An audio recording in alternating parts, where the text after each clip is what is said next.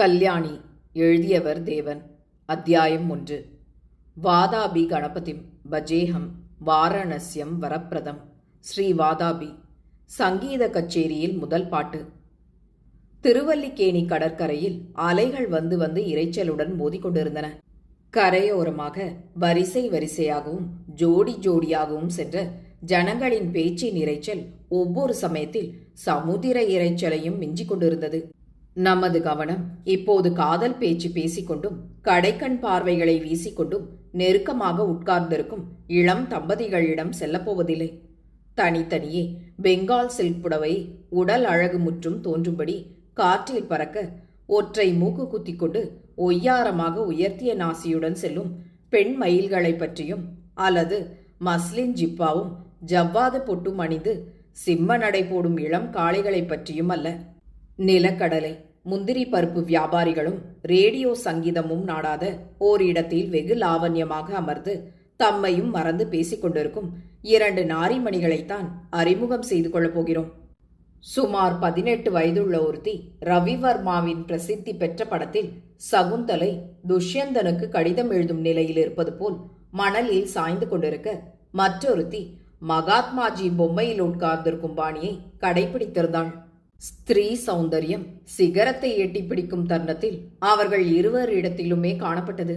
சாய்ந்து கொண்டிருந்தவளின் மாம்பழ கதுப்புகளே நிகர்ந்த கன்னங்களும் சுருண்டு சுருண்டு காதுகளில் விழுந்து விளையாடிய கேசமும் சற்றும் நின்றறியாததைப் போல் சலனம் செய்யும் கருவிழிகளும் எடுத்த எடுப்பில் அவளை யாரும் அலட்சியம் செய்துவிட முடியாது என்பதை வற்புறுத்தின.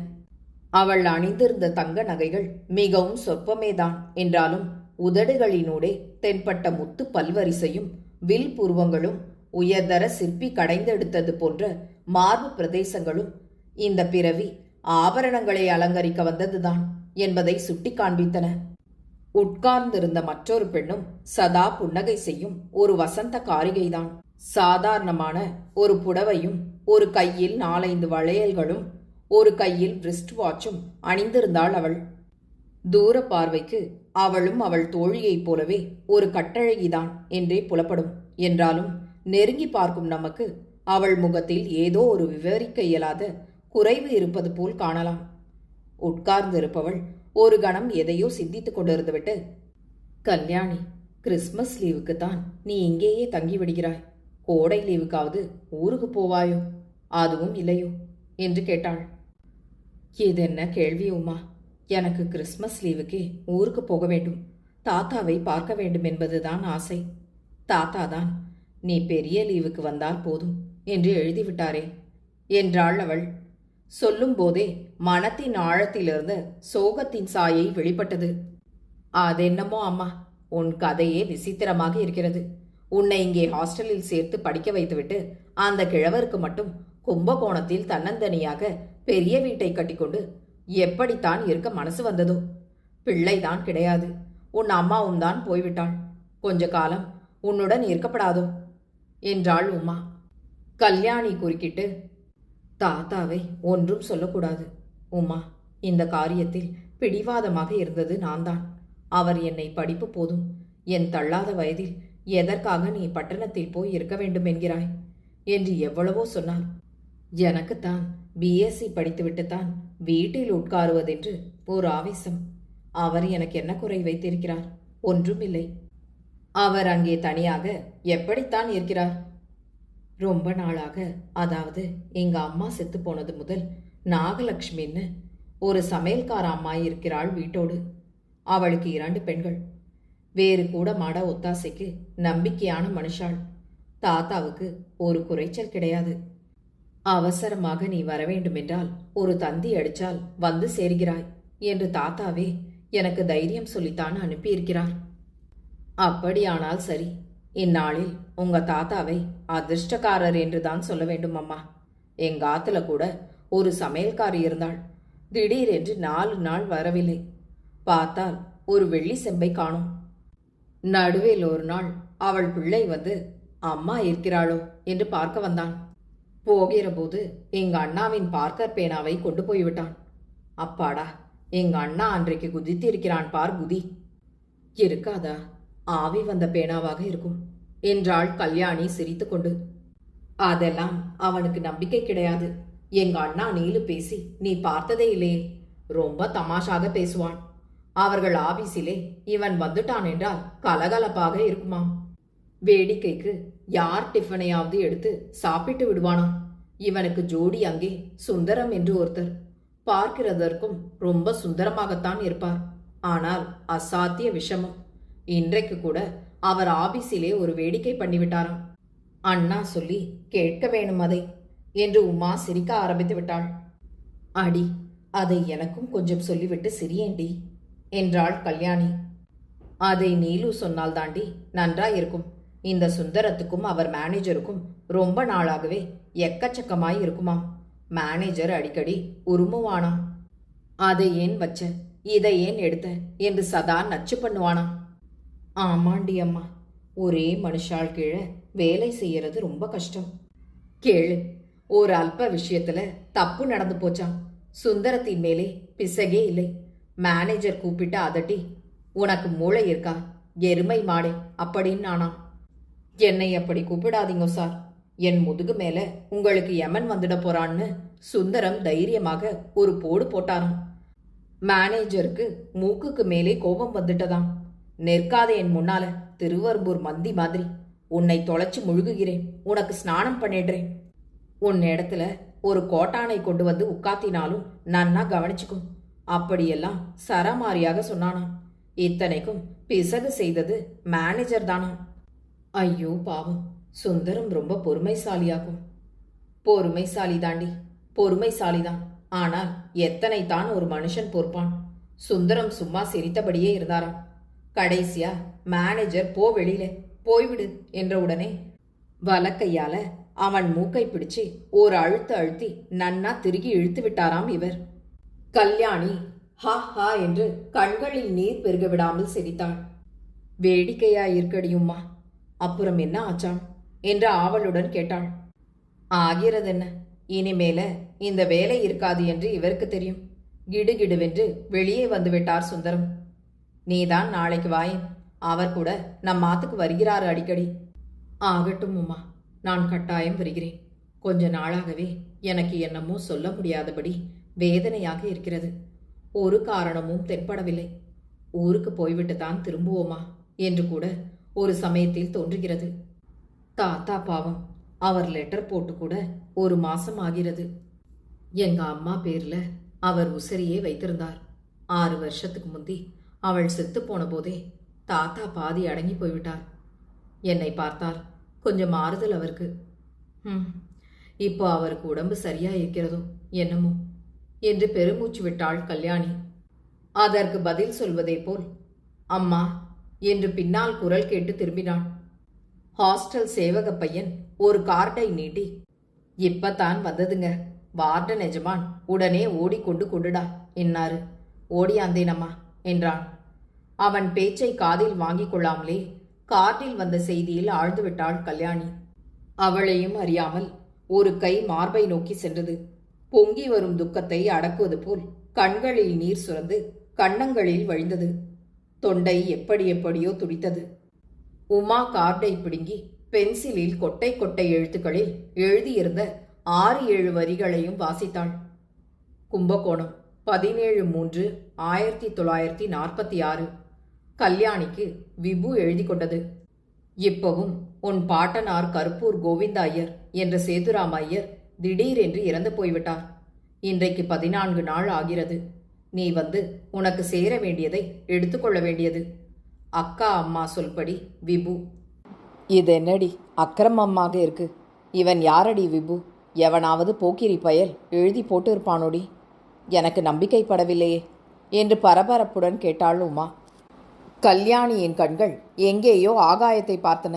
அவள் எண்ணங்கள் அலைப்பாய்கின்றன என்பதை அவள் முகக்குறி காண்பித்தது. வாஸ்தவம்தான் உமா, இந்த விபுதான் சமையல்கார அம்மாளுடைய பிள்ளை. ஆனால் ஆனால் என் தாத்தா செத்து போன உடனே எனக்கு தந்தி அடிக்காமல் 14 நாள் கழித்து சொல்கிறதன் அர்த்தம்தான் எனக்கு தெரியவில்லையும்மா என்றாள் அவள். எதற்கும் நீ இன்றைக்கே புறப்பட்டு போ. மணி 7 தான் ஆகிறது. 9:15 மெயிலை பிடித்து விடலாம். ஒன்றும் யோசிக்காதே, வா என்றாள் உமா. எனக்கு இப்படி ஏதோ ஒன்று வரும் என்று மட்டும் பயமாகவே இருந்ததடி. முந்தா நாள் ஒரு சொப்பனத்தில் எனக்கு ஒரு பல் விழுந்து விட்டா போல தோன்றியதடி.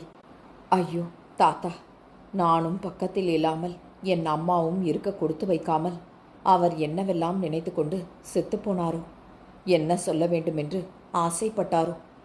நான் ஒரு மகா பாவி, என்னால் ஒருத்தருக்கு உபயோகமில்லை என்றாள் கல்யாணி பாதி அழுகையுடன். வெறுமனே கலங்காதே, இந்த கார்டே பொய்யாக இருக்கப் போகிறது. நீ பார்த்து கொண்டே இரு. நீ சிரித்து கொண்டு பட்டணத்துக்கு திரும்ப போகிறாய். வருகிற போது தாத்தாவையும் கூட்டிக் கொண்டு வந்துவிடு என்று சொல்லி கல்யாணியை பாதி அழைத்து கொண்டும் பாதி இழுத்து கொண்டும் போனாள் உமா. இந்த சந்தர்ப்பத்தை பயன்படுத்தி கொண்டு நாம் இப்போது மரக்கடை மலையப்ப ஐயரை அறிமுகம் செய்து கொண்டு விடுவோம். இந்த கதையின் கதாநாயகனும் கதாநாயகியும் சந்திப்பதற்கு பிரதான காரணமாக இருந்தது அவருடைய அகன்ற பெரிய மூக்குத்தான் என்பதை ஆரம்பத்திலேயே கூறிவிடலாம். மலையப்ப ஐயரின் ஆபீஸ் ஒற்றை வாடையில் இருந்தது. பார்ப்பதற்கு ஒல்லியாகவும் நரம்பாகவும் காணப்படுவார் மலையப்ப ஐயர். அவருடைய சிடுமூஞ்சித்தனத்தினாலும் எடுத்ததற்கெல்லாம் வெடுக் வெடுக்கென்று பேசும் சுபாவத்தினாலும் அவருடைய 9 குமாஸ்தாக்களும் காணாத இடங்களிலெல்லாம் அவரை கரித்து கொட்டி கொண்டிருந்தார்கள். மேற்படி குமாஸ்தாக்களில் கல்யாணமாகியிருந்த 7 பேரின் 7 சம்சாரங்களும் தங்கள் புருஷர்கள் படும் பாட்டை நினைத்து அவரை கரியாகப் போகிறவன் என்று வாய் நிறைய தினம் ஒரு முறையாவது ஆசிர்வதிக்க தவறியதில்லை. அவர் ஆபீஸுக்கு வந்துவிட்டார் என்றால் சப்த நாடியும் ஒடுங்கி போய் ஆபீஸ் வேலை செய்யும். ஒரு சிரிப்பு ஒரு முகத்தில் தென்படாது. எந்த நிமிஷத்தில் மேனேஜரின் அறையில் மின்னல் மின்னி இடி இடிக்கப் போகிறது என்பதே அவர்கள் திகிலாக இருக்கும். ஐயர் இப்போது ஒரு புதிய வியாபாரத்தில் இறங்கியிருந்தார். மலையாளத்திலிருந்து ஒரு நூதன மரத்தை தருவித்து அதில் குறிச்சிகள், மேஜைகள், பெஞ்சுகள் செய்து சென்னையில் விளம்பரப்படுத்துவதே அவர் யோசனை. அந்த மரத்துக்கு கனமும் அதிகமில்லை, பாலிஷ் நன்றாக ஏறும், கெட்டியும் அதிகம் என்று யாரோ சொன்னதன் பேரில் இந்த முயற்சியில் இறங்கி 20,000 ரூபாய்க்கு மரத்தை சேகரித்து விட்டார்.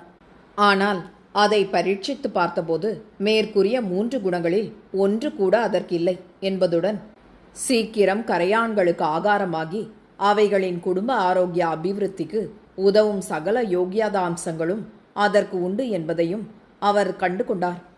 இந்த உண்மையை அவருக்கு உணர்த்த சுமார் 2,000 ரூபாய் பெருமானமுள்ள மரத்தை கரையான்கள் கோஷ்டி ஒன்று மேன்மை தாங்கிய தங்கள் ராணி சகிதம் 3 தினங்களில் தின்று காண்பித்தன. எப்படியாவது மிகுதியுள்ள மரத்தையாவது ஏமாந்தவர்கள் தலையில் கட்டலாம் என்று ஒரு பெரிய விளம்பரத்தை போட்டு வைத்தார். குறிப்பிட்ட தினத்தில் ஆபீஸுக்குள் நுழைந்ததும் அன்று காலை வந்த தினசரி பத்திரிகையை அவர் புரட்டி விளம்பரத்தை ஆத்ம திருப்தியுடன் படித்து பார்த்தார். மலையாள மரங்கள், மலையப்ப ஐயர் பரிசு, வெகு மலிவு வெகு மலிவு என்ற தலைப்புடன் வெளியாகியிருந்தது அது. விளம்பரத்தின் உள்ளடக்கத்தை வாசித்த அவர் முகம் சரேல் என்று கருத்தது. மூச்சுக்காற்று உஷ்ணமாக வந்தது. கண்களில் ஜுவாலை வீசியது. மணியை ஓங்கி ஓங்கி அடித்தார். ஆபீஸ் பியூன் வரதன் அலறி கொண்டு வந்து நின்றான். போய் அந்த மடையன், அந்த சுந்தரத்தை நான் உடனே வர சொன்னதாக சொல்லு, ஜல்தி என்று கூச்சல் போட்டார். குறிப்பிட்ட குமாஸ்தா சுந்தரம் அப்போது தனது பக்கத்து சீட்டில் உட்கார்ந்து ஃபைல்களை புரட்டி கொண்டிருந்த நீலகண்டனுடன் சுவாரஸ்யமாக பேசிக் கொண்டிருந்தான். நீலு, உன் தங்கையின் சிநேகிதி பாடுவாள் என்று சொன்னாயே, வாய்ப்பாட்டா வீணையா என்று கேட்டான் சுந்தரம். பித்து பிடிச்சு அலையாதேடா, நான் தான் அவளை உனக்கு இன்ட்ரடியூஸ் பண்ணி வைக்கிறேன், நீயே கேட்டுக்கொள்ளலாம் என்று சொன்னேனே, அதோடு விடணும். என்ன, மேனேஜர் வந்தாச்சு, ஜாக்கிரதையாக வேலை செய், உள்ளே இரைச்சல் வேற கேட்கிறது, யாருக்கோ இடி. வரதன் வெளியே வந்தவன் நேரே சுந்தரத்திடம் விரைப்பாய் போய் நின்று, சார், உள்ளே கூப்பிடுது காண்டாமிருகம், அதன் மூஞ்சி நல்லாவே இல்லை, ஜாக்கிரதையா பேசிக்கிட்டு வந்து சேருங்க என்றான். பலேப்பா, அதன் மூஞ்சியை நான் சரிப்படுத்துறேன் என்று சுந்தரம் எழுந்து போனான். மலையப்ப ஐயருக்கு சுந்தரத்தை கண்டால் எப்போதும் மனதுக்குள்ளே ஒரு அச்சம் உண்டு. மற்றவர்களைப் போல் துரும்பாக நடுங்காமல் இந்த பிள்ளை எதையும் விளையாட்டாகவே எடுத்துக்கொண்டது. உள்ளே நுழைந்த சுந்தரம் அவர் முகத்தை நேரில் பார்க்காமலேயே நாற்காலியில் உட்கார்ந்து கொண்டான். Good morning sir. அசாத்திய பணி. உங்களுக்கு ஜலதோஷம் வந்துவிட்டால் உங்கள் மூக்குக்கு ரொம்ப சிரமம் சார். என்று சொல்லி நிமிர்ந்தபோது மலையப்ப ஐயருக்கு வாயில் நுரை தப்பிக் கொண்டிருந்ததை கண்டான். மூடு வாயை, அதிக பிரசங்கி, கையால் ஆகாத கபோதி பயல், உதைத்து வெளியே தள்ள வேண்டும். ஒன்றுக்கு மேல் லாய்க்கில்லை. ரிக்ஷா இழுக்கக்கூட யோகியதை கிடையாது என்று குதித்தார் ஐயர். என்ன சார், என்ன தேள்கீழ் கொட்டிடத்தா உங்களை? இல்லாவிட்டால் நாக்கை கடிச்சுண்டேளா?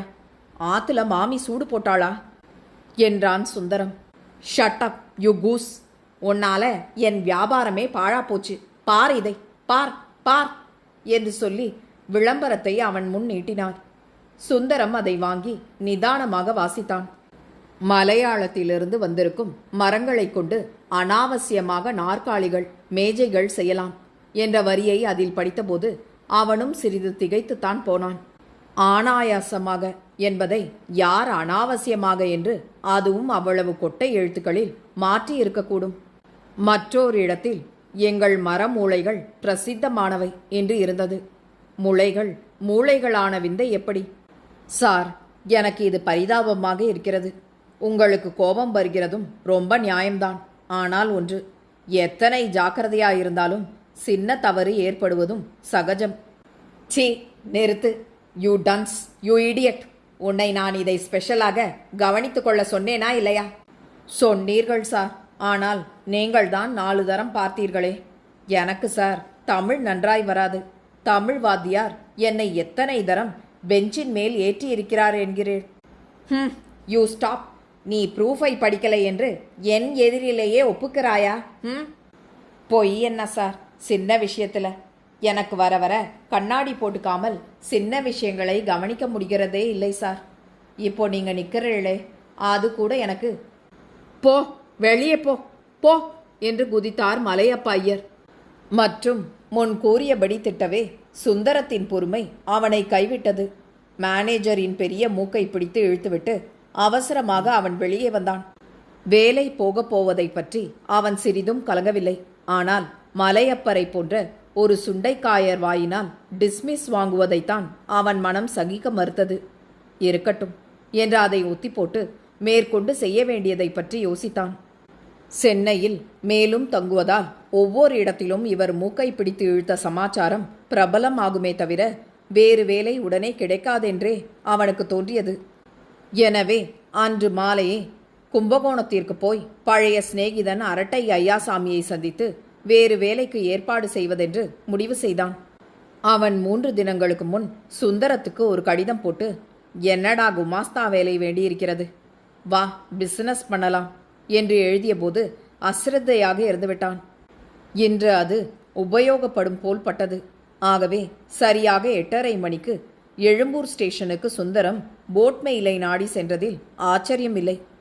அந்த வண்டிக்கு டிக்கெட் வாங்கினவர்களிலும் அவன்தான் கடைசி ஆசாமி. அவன் டிக்கெட் கொடுக்கும் இடத்திலிருந்து வெளியே வந்ததும் மின்சார வெளிச்சத்தின் அடியில் 2 பெண்கள் தோன்றினார்கள். ஒருத்தியின் முகம் அழுது கோவை பழம் போல் சிவந்திருந்தது.